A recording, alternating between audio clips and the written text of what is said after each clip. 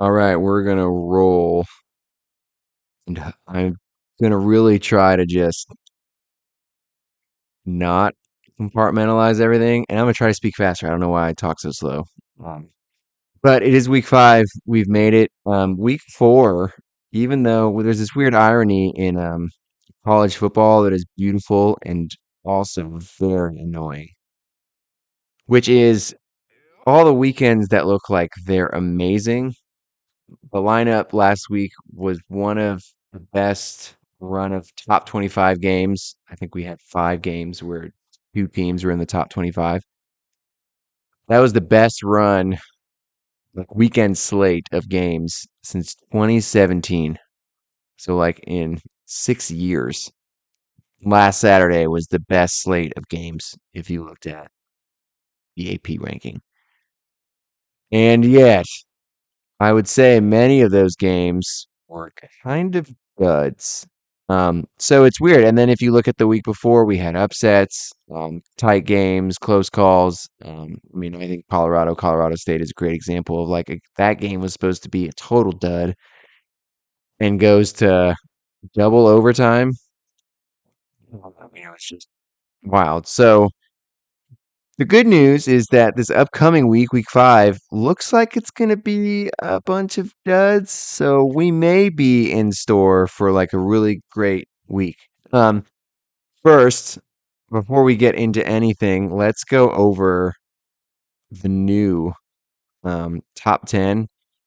And I think one thing that I'm enjoying, I don't know if anyone else is, um, about making the top 10 is I really like try not to move anyone around. Like unless you really, really, really deserve it. Um, Too often I think that like a game, like I hate to just look on Texas all the time, but what else am I supposed to do? Texas versus Alabama. I mean, immediately a team that was 13 in the country, I believe, in the teens, and then Alabama, who was ranked in the top five for no reason. I mean, I won't say no reason, but I mean, the Nick Saban factor, the SEC factor, the Bama factor, all check all these boxes. They get put in the top five because where else are you going to put them without being called a moron? And there are people in the Athletic that were talking about how they didn't have them in the top four when they were picking their playoff teams for the end of the year because people were worried about the quarterback situation, um, and some of the offensive line problems that they were having.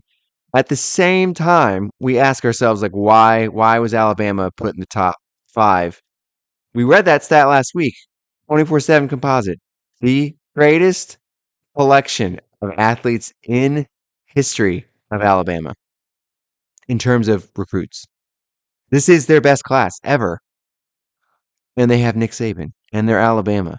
And so you have to take it for what it is, and how you cut it is up to you. But for me, like I had Alabama too because they have Nick Saban and they're Alabama. And what do you expect? They have as many five stars as some conferences. But at the same time, like when Texas goes on the road and plays them and beats them, not entirely like a drum, but they were in control most of the game. I don't then catapult Texas up to top three. I think I had them at six and now they're at five. Because then what happens? Texas has a close game for a little bit against Wyoming. Their play against Rice was suspect. Like there are things with Texas why I'm not saying they're a bad team or they're an average team. They're a good team. They're in my top 10. But my point is before I read this out, like I enjoy not jumping to conclusions based on one game, and we'll see that here in my top 10. And we'll start there. Number 10. Last week I had Notre Dame. This week I have Notre Dame. That was a great game. And Notre Dame basically lost it. Like they had it and they lost it. And I have Ohio State 3. Did I move Ohio State anywhere? No, because they should have lost that game. But they're on the road. It's at night. They won. So both teams didn't go anywhere.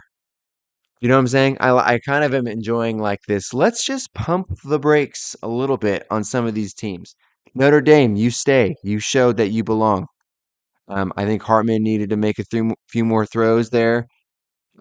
Obviously, we have the coaching problem where we've got 10 men on the last two plays of the game, which not probably, it cost them the game. So, they stay the same. Ohio State 3, Notre Dame 10. Um, New team. First of all, who's out? USC is out. I am so that defense is atrocious. I mean, I think someone could make the argument that the only reason a team like Arizona State is allowed to have 28 points is because Caleb Williams in the USC offense, which is very good, is scoring so much that they're getting there. But that was a game. That was a close game in the first half. And that is something that has happened with USC all year. San Diego State, San Jose State, Fresno State. I think Nevada is the only team that has not, and they're horrible. But all these other teams I just mentioned are horrible, and yet they're making games with, dude. I'm okay. We're going to talk about USC going forward later, but they're out, and they could stay out. And I see them in the top five, multiple polls. I don't know why. I have no idea. I don't even know how anyone could argue they're the best team in their conference. I don't even know how anyone could argue they're a top three team in their conference. Okay, maybe you could over Washington State. Maybe. But anyway, they're out. Who replaces them? I don't know. Oregon. So Oregon's in. Dude, demolished. Colorado. Loved it. 8, Penn State. Penn State's another team that I've kept them at 8. I think 8's a good spot for Penn State. I see a lot of people, especially in the Twitterverse. Maybe the AP poll is not the best indicator. I think they have them. Let me check. AP poll. I think they have them in the top 5. Which again, they beat an Iowa team that hasn't had an offense since maybe the Bush administration. Um, I don't know why. They have Penn State at 6. The AP poll does. Too high. They're up a spot, but I still think it's too high. And SC dropped 3 spots, so good. So some people aren't high. But I haven't moved them. Again, this other thing of like, do I stand for what I said at the beginning of the season or not? Penn State's at 8. Utah 7 without Cam Rising. When he comes back, they are going to go guns blazing. So that would be the third best team, right? In the Pac-12, right? Utah 7. 6, a team that has moved up a lot, and I think everyone would agree with it, is Washington. I haven't moved them up after, I think it's been 2 weeks since I moved them up. They moved up a lot 2 weeks ago, but they're 6. They stay 6. They had a great week. Texas 5. They stay. Florida State 4.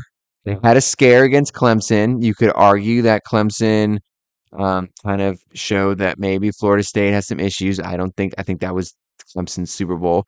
Florida State stays at 4. Everyone is state except Oregon. I'm letting you know, and they've replaced USC. 3 Ohio State, 2 Michigan, 1 Georgia. Anyone have any? I don't know how anyone who has any issues with that. I don't know. That's my top 10, and I feel great about it because after last week, no one moved. The week before, 2 people moved.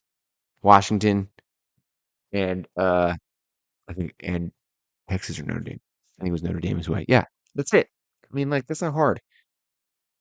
Okay, so that's my top 10. I'm every week that goes by, I get more proud about how that is going down and how well that is working.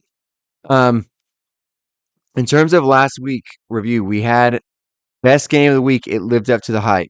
Notre Dame, Ohio State. I think that has to be the best Notre Dame game in South Bend since the Bush push. And I know I'm not the only person to say that, but like I remember watching that game in the dorms at Oklahoma. Night was settling in. We were all hanging. I remember hanging out in the little TV room we had. It was like this atrium in this super old dorm called Couch. It like literally doesn't exist anymore. They tore it down. But at the end of the hallway, there was a room, and I didn't have a TV. And these phones that we all carry now don't exist. So I had to go like, press a few buttons and sit on this weird couch. And people started coming in. We watched the game, and man, that game was so Good. So good. Brady Quinn was in there. Matt Leinart, Reggie Bush, um, Wandale Wright. I'm Wandale White. Just like, dude, phenomenal. It's the best. So that basically we're saying this is like a generational game that you saw. And I didn't think Ohio State had it in them to come back. And they did on the road. And again, I think this is a team that Ohio State is trying to figure itself out and trying to show that they belong. In this conversation, is a lot of people are saying that maybe they don't when we talk about playoff push. And if they belong with the Penn States, which again I think is kind of weird because who's Penn State played? Nobody. They haven't played anybody. And so to go on the road in a night game in a Notre Dame, and it's against the Notre Dame team that I do think is really really good. I just think they came up short.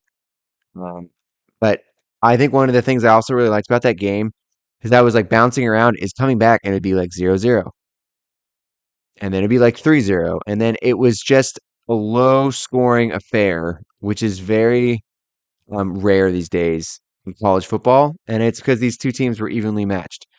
So I don't know why anyone would look Notre Dame in terms of the AP poll. They dropped. Let me see here. Sorry, it's got like an ad. They dropped 2 spots. I think that's fair, right? But they're right by Alabama, which I don't think is fair. I guess they only lost to Texas, but you again, okay. I guess that may be fair too.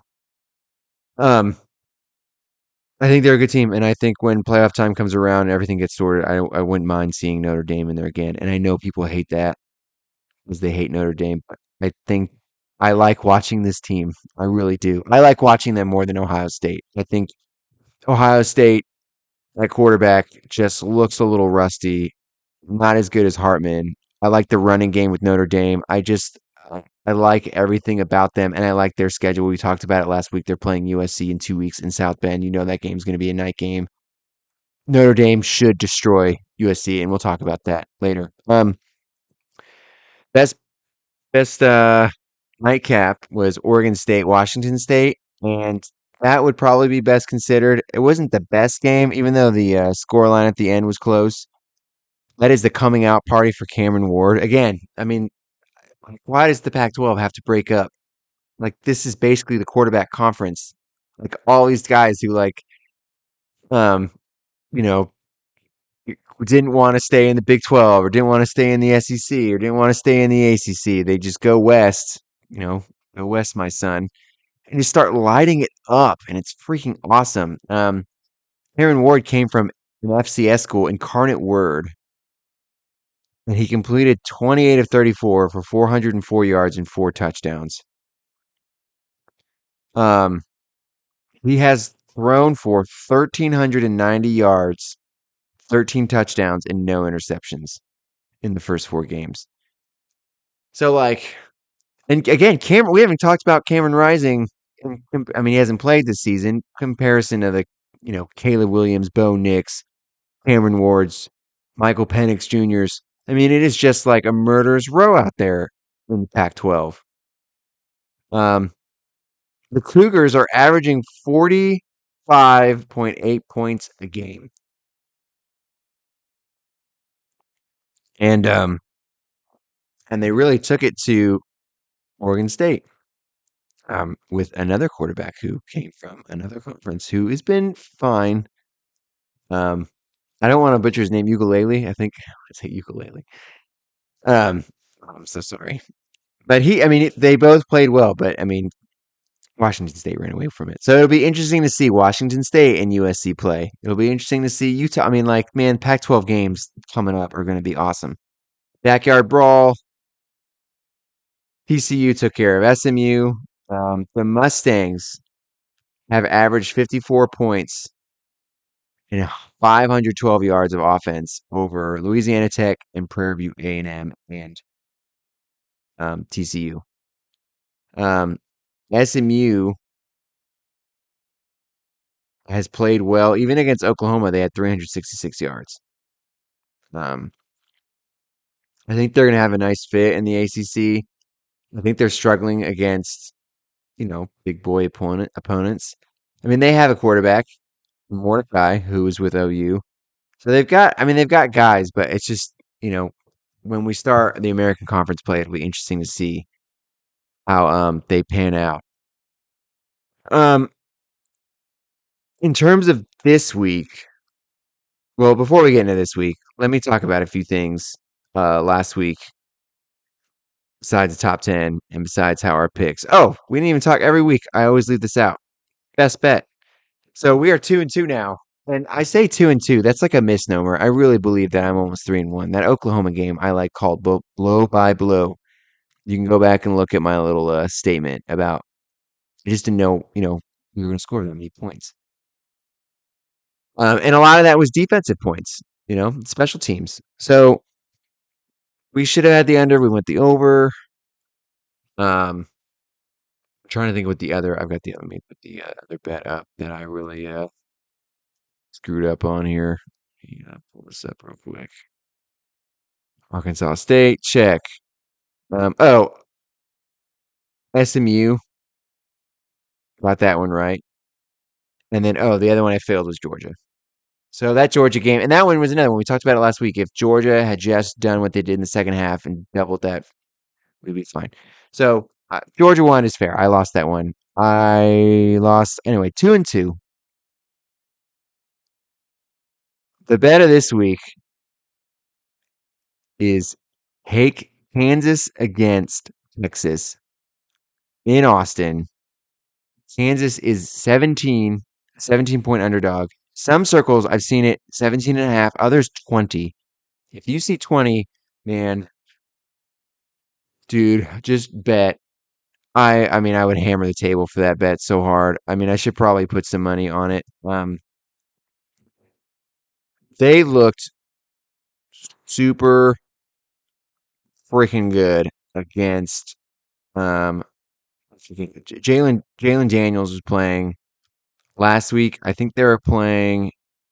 They were playing Illinois. Who did Kansas play last week? They looked great. I mean, they looked physical. They looked tough. When OU played them in Norman, I was at that game. And quarterback was out, Daniels.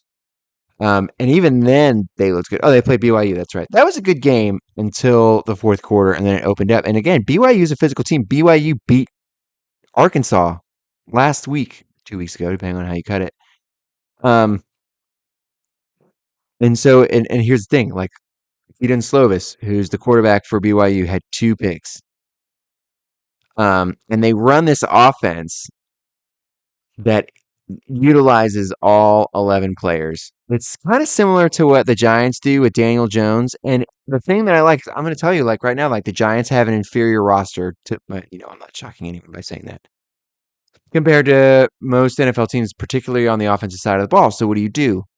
Instead of making it like 10 on 11, I say 10 on 11 because the quarterback's supposed to just hand the ball off or throw it. Well, what do? You make it like rugby, and you make the quarterback part of the game plan in movements and shifts and reads, QBRs and run plays and like bootlegs. You move him around, you get him involved, you use his feet, and then you just have to make one. All you have to do as the quarterback is make one guy miss, or one of the linemen have to block two, right? Or you just have one guy trip, and all of a sudden you're off to the races. You know what I'm saying?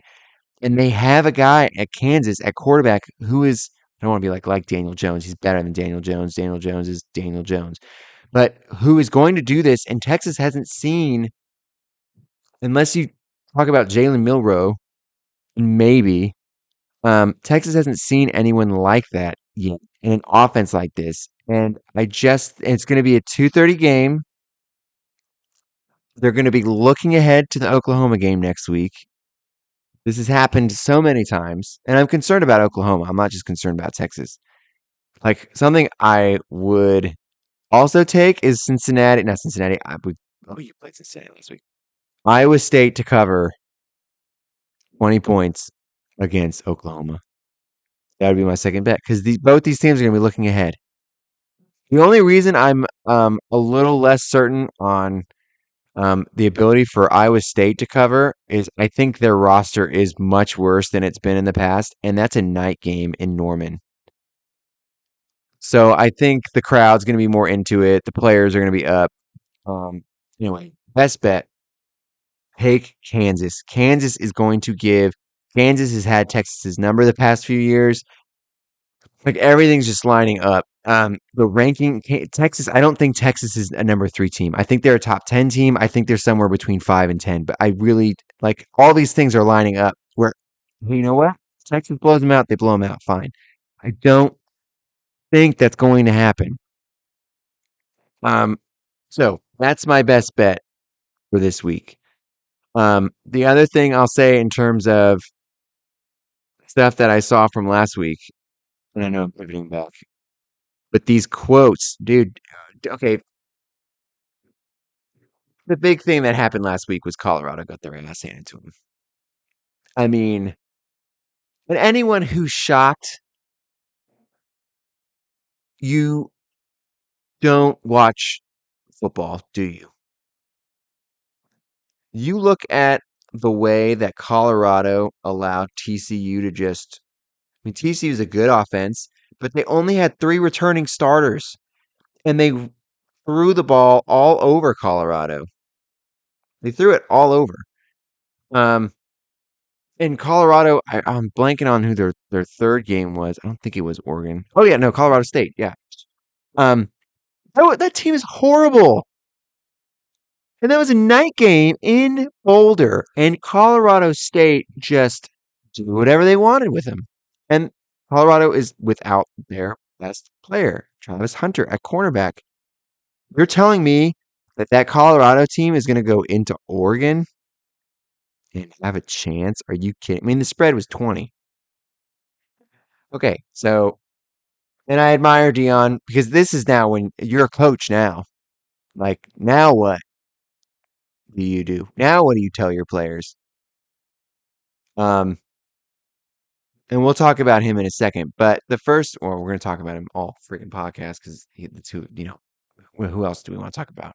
Lincoln Riley, no, clown. We'll talk about him next too. But there's a Dionification of coaches in the NFL this week. Did y'all catch that? The Washington State coach in his press conference, Coach Dickert, Jake Dickert, he got all pissy at his press conference, and he said, "quote There's a lot of noise out there. I caught something this morning. I was just watching Game Day, and Corso comes on and calls our game the No One Watches Bowl." Dickert said, "I don't really understand that. Coach Corso, he's at a point now where they give him the sheet and he reads off of it and they try to make a joke, but it doesn't even make sense. So he's taking like shots at Game Day. He's all doing the like, no one, kind of, I've got the receipts kind of thing. How dare you insult us like that?" Um, and the other thing is, like, I don't know if Coach misheard Corso or not, but like Herb Street got upset. Man, he was like, go find Herb Street on Sunday morning because he was just blowing people up. Because I think some people think Herb Street's vanilla. Um, and he was just going after people on Twitter Sunday morning, including Coach Dicker. And what his correction was is that Corso called it the No One Wants Us Bowl because no one the conferences didn't want Oregon State or Washington State as they play these two top 25, right? They're both in the top 25 games. Okay. So, but Dicker thought it was the No One Watches Bowl. But again, you have this Pac 12 coach who comes out and starts getting aggressive with the press after he won a game and saying, like, no, people are doubting us. This is the no one. Okay. Number one example of the Dion effect, right? Because they know recruits are watching and that this is all Instagram material, right? You can put it on the media, on the soch. The second one is Ryan Day. And I do like, before I read the quote, and the quote is from when he's coming off the field in the post game interview on NBC. That someone said, "Man, Michigan or Harbaugh has broken Ryan Day. They broke him." And I would I would agree with that. I think because when I watch Ohio State play, they look like they play tight, and they look like they're trying to be Michigan. I think they're not running the ball as much, but I think they're just trying to play a more conservative style. At the very least, it comes off as if they're not being conservative, it looks tight.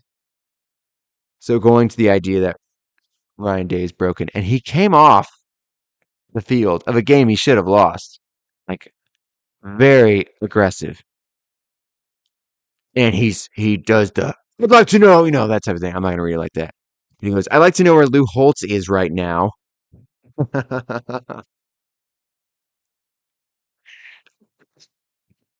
want to read that again. I'd like to know where Lou Holtz is right now. What he said about our team, I cannot believe. This is a tough team right here. We're proud to be from Ohio. It's always been Ohio against the world, and it'll continue to be Ohio against the world. I love those kids, and we got a tough team. Okay. Like this is again going back to my biases. This is like if UT comes out and they're like, "Man, everyone doubts us." No. You're in Texas. Everyone gives you the benefit of the doubt. USC, it's like Lincoln Riley coming out. And this happened, by the way. In an interview, he said that after he took the coaching job at SC, that there were break-ins into his home um, while he was there, and he was worried about his family's safety. That was a lie. He lied. There was a call made to Norman police. There was Norman police who refuted this, and he had already moved out. It was like in December. So he was long gone by December, like 28th, like over the Christmas holiday. And yet, oh man, people are out to get me, and I don't know. Come on, please. So this is now. I'm not saying Lincoln Riley is part of the deonification, but this Ryan Day thing is right here, where you come off the field hot and bothered. Where's Lou Holtz? Well, he was on game day. Again, we've got two guys talking about game day. Who was on game day last week? Deion Sanders. And everyone, it's a clip. And us against the world. I've got receipts. Is that us? Ohio State, dude, you're not. Who is against y'all? Who thinks that you guys, come on, again. Like, we look at, you're number 4 in the AP poll. Like, give me a break. No, again, that's after the week, but right. So again, I think that is another huff puff aggression in a game you should have lost. And then finally, to bring it full circle, Dan Lanning's pregame speech to his boys, where he's yelling, "We're rooted in substance, not flash. Today we talk with our pads. The Cinderella story is over. They're fighting for clicks. We're fighting for wins." And he kept that mantra going, which I'm again, he's going up against Colorado, and you're going to go take shots at Dion, and the Oregon Duck comes out, and there's a clock in the field as they're introducing the team, and he's smashing it, and it says prime time, right? But you cannot help but think that these coaches are watching recruits that they've been actively recruiting for years, these 4 and 5 star guys, and they see them being like, huh, yeah, I like this Dion guy. I like what he's saying. I like what he's building. Again, how we define building, your son is the starting quarterback. You dragged him. I mean, like, okay, so I'm going to. Okay. So, Deonification number 1. Examples of these coaches. We've got 2 Pac-12 and 1 Big Ten coach. Okay. Where most of the Pac-12 teams are going is the Big Ten. So they're watching, and we're seeing the trickle down effect, but we're seeing this effect on coaches. Number 2, USC and Colorado play this weekend. They are the big noon kickoff. That means that game is going to kick off at 10 a.m. in Boulder. You ever met a college kid at 10 a.m.? That's like meeting an adult at 5:30 in the morning. So who knows what that game is going to be like? But I can tell you, USC is going to score a lot of points. USC is going to score 45 points, at least. And here's what I do not want to hear. If this becomes a track race, and Colorado scores 36, 38, or it's 36 to 48, and back and forth, back and forth. I don't want to hear anything about Dion having these guys back, or I don't want to hear anything about USC being back or in the driver's seat. This game means nothing. It means absolutely nothing. It means not a zip. This is not a yardstick for either of these programs. This is going to be a trashy game. I mean that in the most polite way possible. But it's going to be at 10 a.m. It's going to be a horribly called defensive game. There's going to be a lot of points. And I think both these programs do not belong anywhere near a top 20 team. Anywhere. I think Utah. I mean, anyway, okay. I think Utah is going to just lay bricks on both these schools. So be ready for that because we saw it going into. Again, I think the way the Colorado State game played out, it was just so insane to see even Colorado be ranked after that game when Colorado State is very, very, very, very bad. And they're like, oh my God, what did you see? what, what did you see at 2 in the morning that made you think, you know what? I think this is a top 20 program. And I think that's why Dan Lanning was so upset because he's just like, we got to play these clowns. And if we like make one mistake, they're going to be like, oh man, I don't know about Oregon. Right? It's like, no. Oregon's a great team. Bo Nix is good. Um, so anyway, I think that is something I want people to be on the watch for. Um, the second thing was the other games were duds in terms of primetime games, and we talked about that at the beginning. That Iowa Penn State game was just trash. It looked like it was miserable. Um, that was 31-0. The Oregon State game, Washington State pretty much had that thing under control. Texas at Baylor. I'm sorry, Baylor at Texas. Oh, yeah, no, that was Texas at Baylor. Um, that was another game. I mean, it was just kind of like we should all count our blessings that the Ohio State game was that good. All right. This week. It's again one of those weeks we should I challenge anyone to if you've got the time to take it because I think we're going to be in one of those weeks where we don't think the slate is very good, but it's going to be good. I think this week is going to be really good. All right. Best nightcap. Best nightcap is going to be West Virginia at TCU. Both teams are 3-1. Um, of all the games that are available, I think this is a really good conference matchup. I think this is going to test TCU a little bit. West Virginia, really, that Pitt team isn't great, but they went on the road in a rivalry game, and it was our rivalry game, Backyard Brawl, last week, and they took it to Pitt, man. I mean, they really did just go get out of here. And I think TCU they're both coming off big rivalry games, and it's a night game.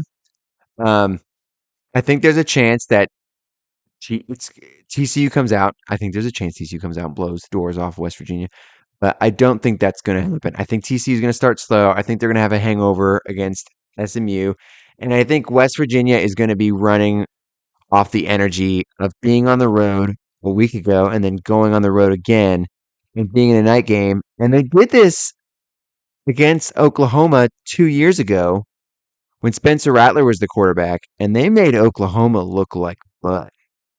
I mean, this is when the student section called for Rattler to be benched, and I believe it was a week later that it was 28-7 against Texas, and Caleb Williams got put in. So I expect that West Virginia team to show up, and it's going to be an interesting game. And again, the irony of college football, this game is on ESPN2. It's not on FSN or FS1. Sorry, dated myself. It's not on Fox. It's not on NBC. It's on ESPN2. and I think it's going to be a good one. My most intriguing matchup is Florida at Kentucky. And these are two SEC schools where like you don't know how good they are. I really don't think Florida's that good. It'll be interesting. This game is usually a good game between these two schools, and the fact that it's not in the swamp, I think when Florida's out of the swamp, they don't play very well. And Mark Stoops, I don't think he's the best coach in the world, but I think he's the best coach Kentucky's ever going to have. Uh, so it's just like with South Carolina, like Shane Beamer, I think is the best coach they're going to have. Um, that game is at noon on ESPN. And I believe the spread on that one is 3. So that should be a really good matchup. And that's going to be another great game um, to start your day with. So one of the things that we try to do, let me make sure I get the time right. I think TCU's at 7 Eastern. TCU football. Just a second, sorry. Well, everyone's like, oh, what? To the two people who listen, thank you. Um, that game is at 8 o'clock Eastern, 7 o'clock. One of the things I try to do with this podcast and the tweets and stuff like that is like there's so many games that if I can, I will try to avoid teams back to back. So I don't remember who I thought about having as the nightcap, but I had already had them the week before. Oh, it was a Pac-12 game with Washington, and Oregon State, and so one of those teams was playing Washington State and Oregon State, and I was like, oh, we can't do that again. So I try to avoid um that happening where we're watching the same teams over and over. And then the second thing I try to do is I try to get it to where we have a noon game and then the 3:30 game and then a night game so that you can watch college football all day and have like a plan of attack. So that's kind of the goal. So nightcap, 8 o'clock Eastern, 7 o'clock Central, West Virginia at TCU, ESPN2, most intriguing matchup. Really interesting to see which of these two teams is better. That's going to take kind of that middle position in the SEC behind kind of LSU and Alabama and Georgia. Um, I don't think it's Florida, but we'll see. That game's at noon. And then backyard brawl. I think this one is going to be, man, I don't know. Ole Miss really looked like ass against Alabama. Part of that is the whole like Lane Kiffin, Nick Saban, coaching protege, yada yada yada thing. Um, but that was also in Tuscaloosa, and it's hard to win there. Um, this game's interesting because it is in Oxford, and LSU's coming in, and it's at night. I think, and the spread 6.5. Ole Miss is favored. I almost have to like double check on that one. Um, because I'm doubting myself. I wrote that up. Spread Ole Miss LSU. Okay, yeah, that was wrong. LSU is favored by 2.5. So that was wrong. So I was wrong about that one. So Ole Miss is a 2.5 point underdog at home, which again I think is very interesting. But again, LSU is up and down. If it's like curb stomp Ole Miss, and they've solidified themselves. I think right with Alabama. Um, so that backyard brawl, they're not super close together, but it's close. Louisiana and Mississippi are close enough. And finally, I'm pumped about this one. They're already our best bet, and it's at 3:30 Eastern. Texas playing Kansas on ABC. By the way, the LSU game is on ESPN. So you stay on ESPN for Florida at Kentucky. You chill there. I'm sorry, you don't chill there. You hop over to ABC and watch Kansas at Texas, and then you'll go back right after that's done to LSU at Ole Miss. Um, Look, I mean, there's just something. We all have that voice in our head. We're like, you're probably wrong. Um, Whenever Oklahoma plays Kansas State, whenever any Big 12 team goes into Lubbock at night, you know you need to be worried. Like, you know that things go horribly wrong every time this situation arises.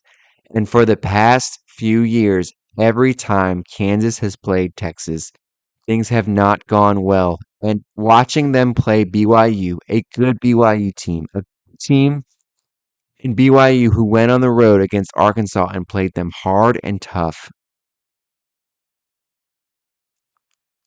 I and then watching Kansas play last week, um, physical and aggressive. I really think that game is going to be a test for um, Texas. Like, I really do. I think it's one of those things where we're dealing with college kids, and they've been hearing it all week. How Texas is number 3 in the country. Texas is playing Oklahoma next week. Texas could be in the playoff. Texas, Texas, Texas. I mean, that's all. It's just like ad nauseum. That's why like Oklahoma people just like, oh my god, this school. I think um, Kansas is going to come in there. Some of the hits, man, that Kansas game last week against BYU too were rough.